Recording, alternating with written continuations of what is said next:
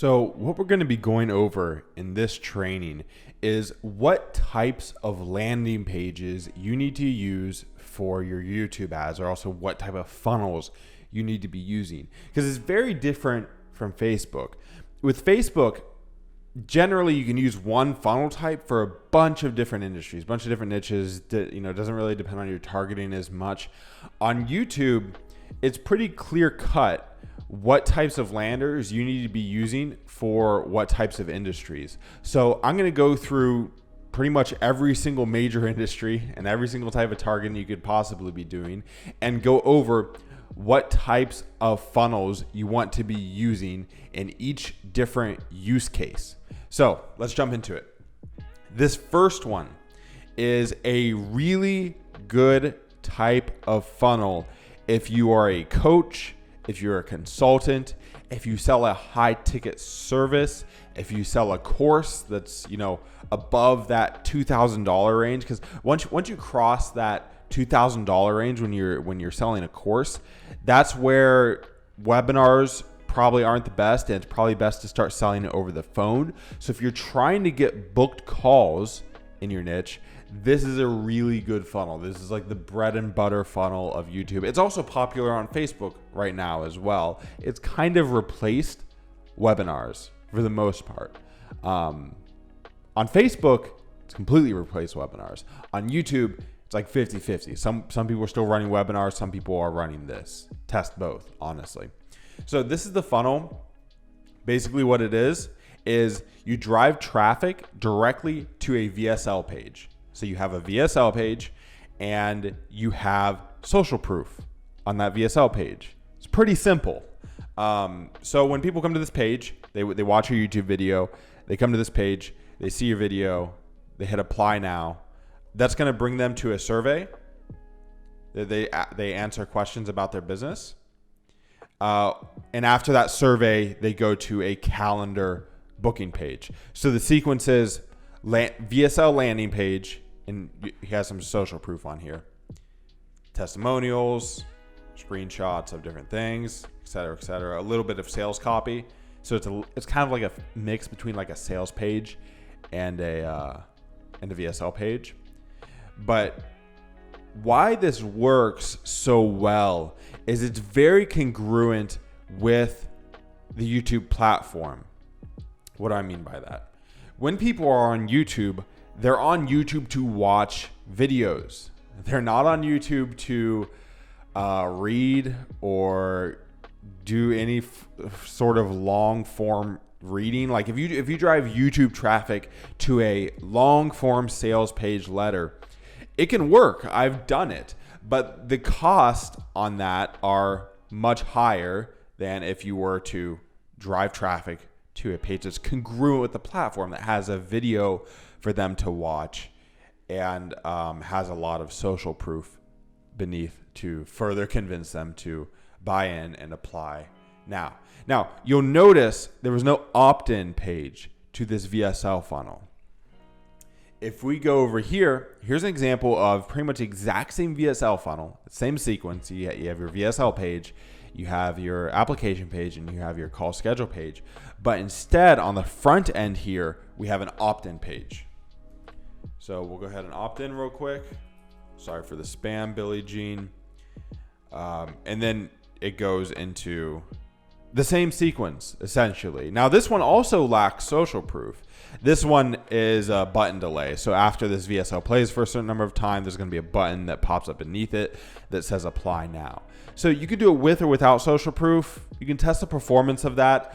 I've noticed it tends to perform better with on YouTube, and on Facebook sometimes better without. But it's so varied from industry to industry. It's really better if you just test that yourself. Now, you have to ask yourself, do I want to include an opt-in page like Billie Jean did, or do I want to drive straight to a VSL page like Joel Kaplan did?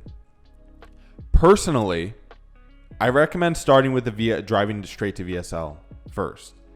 It's a little bit easier to get conversions that way. If your email list has a tremendous value to you, meaning You send out emails regularly. You get lots of conversions out of your email list. You have a really solid back end email marketing strategy. Then it might be worth it to you to collect the emails on the front end. And it might not even affect your cost. Like I said, it's industry dependent whether adding an opt-in page is going to increase your cost or not. So you can test it. But if emails are very valuable to you, then this sort of opt-in page may be something that you add on to your VSL funnel. Here's the exact same type of funnel as Billie Jean's. You opt in, you watch a VSL. Why I include this is a really good format. This type of opt-in page. I've used this in many different industries. This sort of 2-column, 3 bullet points right here. You have an image video here on the left that has the play button. One of the reasons why this works so well is you want to make it so this image, when you click it, it pops up with the opt-in form, the same opt-in form that the button causes to pop up. So this is a personal favorite of mine for landers. If you're going to be adding an opt-in to your VSL. So if you're going to make one, I recommend using this. Now, as far as webinar funnels tend to work really well on YouTube. They work better on YouTube now than they do on Facebook. You see people all the time saying that webinars are dead on Facebook. They're kind of right. I mean, there's obviously people still selling stuff with webinars on Facebook. You can definitely do it. That being said, they definitely have lost effectiveness, and webinars on YouTube are a lot more viable. You can count on 2 hands the amount of people that are selling $9.97 courses through a webinar on Facebook, whereas on YouTube there's still a lot of people selling $9.97 courses through webinars. So this is a good example. This is Kevin David's webinar. And basically you opt in, you choose a time for the webinar. It's going to bring you to a waiting page, and then you wait for your webinar time. There's nothing really, no secret sauce here I have to share. Webinar funnels that work on Facebook work on YouTube. It's the same basic stuff.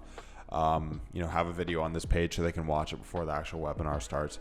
Really basic stuff. If you're selling a product that is below the $2,000 price range, meaning you're selling a course directly to the customer and you're not going to be having them book a call, webinars are the way to do that on YouTube. Webinars are the way to do that. Now, if your product or service is very high ticket, then what you want to do is either use a VSL funnel like the ones I just showed, or you can also use webinar and have them book a call at the end. You can run both of those and test the cost for yourself. Whichever one works better is, again, going to be industry specific. But if you're selling an actual product, in the few $100 range, that is where webinars come in and they work really, really well. So the next type of funnel that we're going to be going over is for narrow B2B. What does that mean? If you are running ads to try to get a mortgage broker on the phone, a personal injury attorney, a restaurant owner, anything like that, really narrow B2B stuff, the type of funnel you're going to want to use is different from all of this. It's completely different from all of this. You can use a VSL funnel and it'll work, but your costs are probably going to be higher. So this is what I use for my funnels for narrow B2B targeting. This is called a quiz funnel.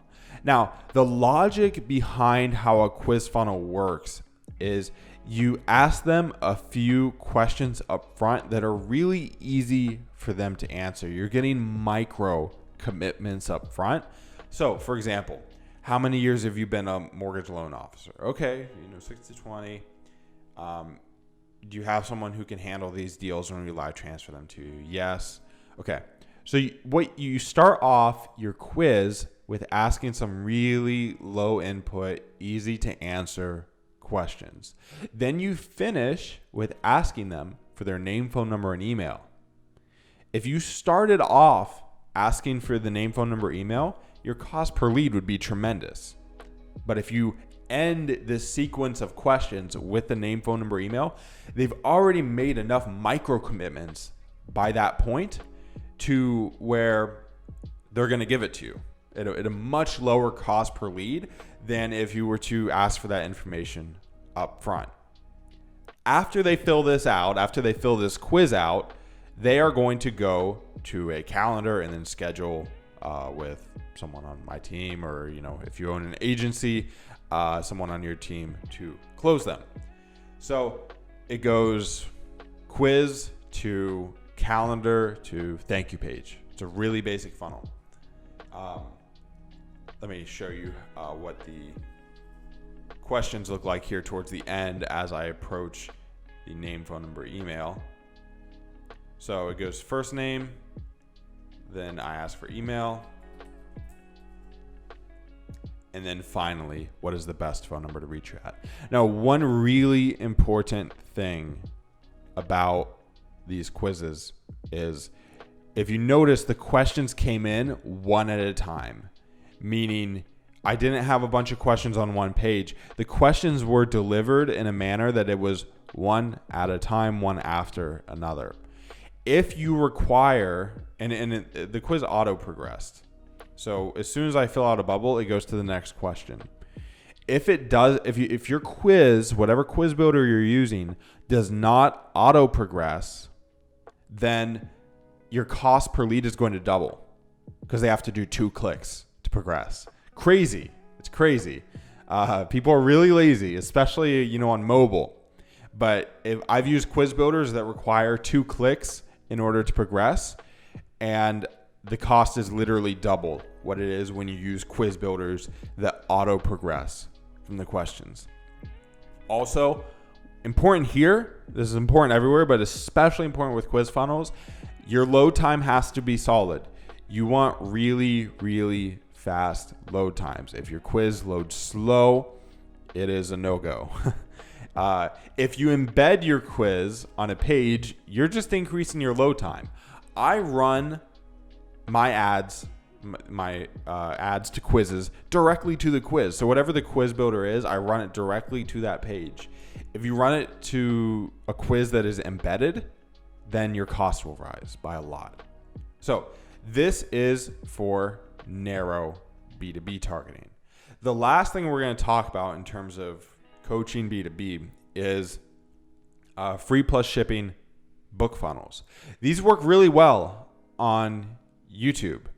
There's a lot of offers that are low ticket that only work on Facebook but don't work on YouTube. Free plus shipping book offers are one of the ones that are low ticket, meaning they're going to pay $7, whatever it costs to ship the book, and and obviously to cover ad expenses, but they're going to pay $7 to ship the book, and they are going to that's a low ticket item that actually works on YouTube.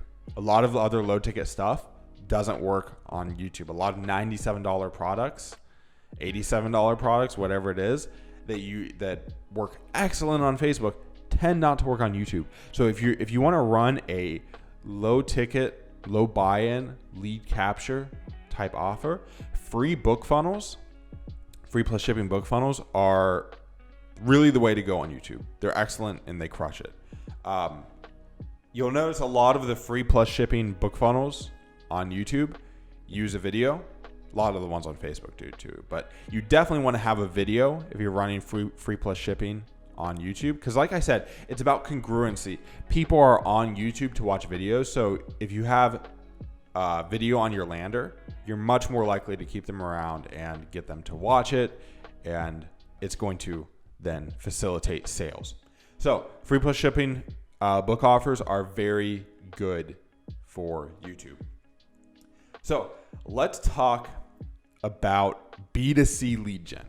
B2C lead gen. What does that mean?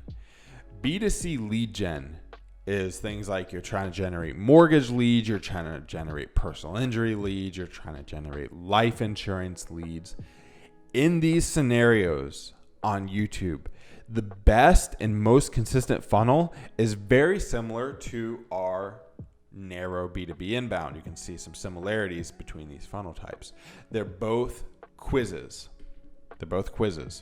If you're running B2C lead gen type offers, a quiz funnel is really the way you want to go. It's really the way you want to go. The software I recommend for quiz funnels is Alchemer, and there will be a link for that in the description below. But Alchemer is the best software I've ever used for quiz funnels, and it gets the lowest conversion cost, has extremely fast load times, and it also has that auto progress feature for when they fill out a bubble, it auto progresses them. Now, the logic behind the B2C quiz funnel is the exact same logic that's behind the B2B quiz funnel. You ask them a few essentially arbitrary questions about where they're at. Maybe credit score isn't arbitrary because your client may want certain credit scores filtered in or filtered out. But you ask them a few questions about their life in relation to whatever service that you're selling. And then at the very end, you collect the name, phone number, email. Just like the B2B funnel. You get those micro commitments up to the point where you can then collect their actual information. So this is a very good funnel. Make sure it auto progresses. You can have more copy here or less. It just depends. I tend to opt for less copy. If you have a service that is a bit more competitive, like personal injury or some lawyer stuff, where there's a lot of they see ads all the time for it, then maybe add a little bit more copy. But in stuff like mortgage, you don't really need a lot of copy whatsoever. And you can add a graphic up here. I do recommend adding a graphic. If you just run to a completely blank page with a quiz, it'll probably decrease your conversion rate by a decent amount. So graphic, auto progress, micro commitments. That's essentially quiz funnels. Now, there's one last type of funnel that works for B2C. These are funnels that have been used forever on Facebook. These are basic opt-in funnels. Give me my voucher, name, phone number, and email. If you're running ads for a local business.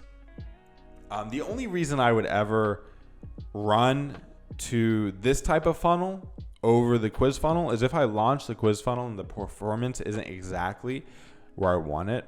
If all of my metrics are good, but my landing page is just not really converting well, then that might be a scenario where I would run a basic opt-in funnel for a local business. So these work, and a lot of niches, these will convert about the same as a quiz funnel. But 99% of the time, I'm going to start off with a quiz funnel. They just tend to work better, and they're a lot cleaner than this. Because this is more for like local businesses. Quiz funnels can work for statewide. They can work for mortgage lead gen. Whatever you're really looking to do at a nationwide, statewide level. These are more for local businesses. Now, one important thing about this type of lander is in order to see the name, phone number, email submit, you don't want to have that on the page. It converts lower. You want to have that after they click the button. You want to have it as a pop-up. This is a bit of the same logic as to why quiz funnels convert, because you're getting that micro commitment. So you're getting a button click before they're able to see this. Whereas if they just see this on the page, they're like, oh, they're just trying to collect my information. I'm going to bounce. So if you hide the name, phone number, or email submit behind a button click, your conversion rate will be higher. So that's an extremely important aspect of this funnel. But guys, that's it for this video. Those funnels I just described to you should cover just about anything you're looking to do on YouTube. And you can find a lot of examples of these. If you're in any of these industries, you can go use some spy tools and see your competitors' ads. That is pretty much the only things people are running. Now, what you won't find is some of these quiz funnels. That's a bit of a unique angle that I personally run that you're not going to find a lot of, unless if you find my ads, in which case you'll see some quiz funnels. But those are the funnels. They cover everything that you need to do. Use Alchemer for the quiz forms. For the actual funnels, you can use ClickFunnels, you can use High Level. There's a lot of different funnel builders out there. They all work. For webinars, Webinar Jam is essentially the go-to software. Even though it has its issues, it is pretty reliable in my experience if you're running webinars on YouTube. So guys, that's it for this video. If you want more personalized YouTube training one-on-one with me, there's a link below to schedule a call and we can talk and see if YouTube ads are right for your business. If you want to interact with me personally and in my private Facebook group, there's also a link to my Facebook group as well, where you can ask questions about YouTube ads and get direct answers in there. If you're just starting out with YouTube ads, I highly recommend that. Also, if you want to see any more videos on my channel regarding YouTube ad strategies, those will be over here. You can find my recommended videos. That's it for today, guys. I hope you enjoyed the video. I hope you learned a lot about what types of landers to use. I'll see you in the next video.